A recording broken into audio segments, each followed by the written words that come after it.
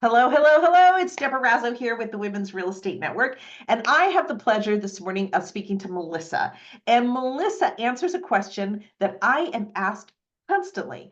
So I always meeting investors. I'm always meeting women investors in particular, or women who want to be investors.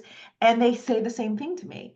I don't have enough money. Where's the money? Well, guess what? Our speaker for tomorrow night, Melissa, can answer that question. Hello and welcome, Melissa. Now the people are going to be like, what does she do? Because like she just like a wealthy billionaire that gives out money, and the answer to that is no. I Melissa, wish. why don't you tell people a little bit about what you do? Yeah, no, thanks for having me. I'm really excited to meet everyone tomorrow. So I'm a hard money lender. There's lots of lenders out there in the industry, but I focus on hard money. But I'm also an investor. So how I kind of got into this, I'll tell you my story tomorrow. But prior to being a lender, I was an investor for about 10 years and did flipping on the side of my W-2. And we currently are landlords now as well. So I come at it as an avenue of I was there and I speak on both sides of it. So how to vet a lender, how to find the money, kind of options that are out there. So we'll kind of go over some high level of all that stuff and then dig into the products that I sell that are very popular on the market that really like how to get the best leverage from me or from anyone that you're working with because there's some tips and tricks to vet us and kind of maneuver around us.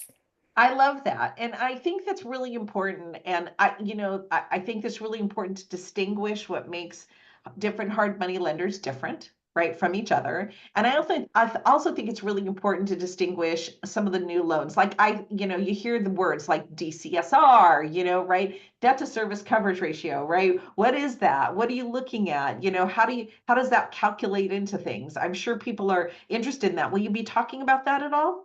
Absolutely. We're going to cover loans that old ways to use money. So why you would use a conventional loan, why PMLs are important, when is cash, I love king. it. Old ways, old ways of using money. It is. It is not. I mean, it's still a good way, but it's not always the best when you're an investor. But then on the hard money side, all of us hard money lenders, we're offering bridge loans, which are your short terms, your DSCR loans, which are your long-term rental holds, and then many of us do ground up construction, which is also like a really big play right now. I think a lot of people bought a lot of land during COVID, and now they're ready to build. So there's a lot of new construction going up everywhere. Yeah, I did. definitely. There you go. There you go. I didn't buy a lot. I just bought a little, thinking maybe Yeah. someday. Well, some days now, I think everyone's building now. So it's a good time, I a lot of I ground like up. and okay, so what I really like is that I think that you cover a lot of different bases when it comes to where's the money, right? You're Absolutely. covering short-term money, you're covering long-term money, you're covering intermediate money maybe that you might need for building and then you might have to reconstruct that loan. I think that's really valuable for people to know about. And I think it really opens up people's eyes to hear, oh, I can go to a deal and actually talk to somebody about how to structure it so that they can get the money, right? You know, Yes. I mean, you must have a lot of investors that kind of go, well, what about this and what about that, right? Absolutely. And I think that's why I really love what I do because it's not just, I'm not really a salesperson. I've only been in this industry for about 3 years. So I actually get to talk about deals and kind of like, you really need to probably look at a PML in that situation because it's going to be hard to find hard money there. Or you're a VA, like look at those VA loans. They have investor friendly VA loans that would be a good option there. So that is what I enjoy doing. And that's kind of why I try to reach out and branch out as an investor, I didn't know a lot of this stuff when I became a lender, and I'm like, the world should know this because it's leverage and advantage. There's not only one option. I'm a great lender. I can do a lot of great things, but I can't do everything. So I want to empower people to have other ways to find other great lenders and make sure that they're not getting in unfavorable situations.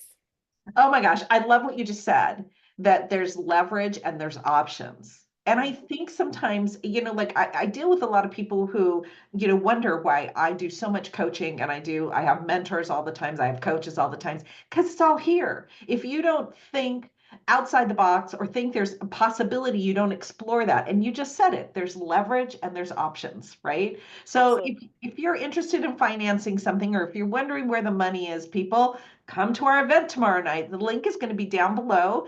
It's renmonthlymeeting.com. Meet Melissa, get some more information about all the different options and all the leverage there might be out there available to you. Is there anything else? How did you get into this business, by the way? Well, that's a story I'll have to tell you tomorrow. It's part of my Oh, presentation, so okay. I'll let Oh, you know. she's teasing us. I love But it's it. a good one. It's a good one. Okay, great. All right. Well, then come and join us tomorrow night. And thank you so much, Melissa. And I look forward to hearing all of your stories. Thank you. We'll talk soon. See you guys tomorrow. Okay, bye. Push the link below.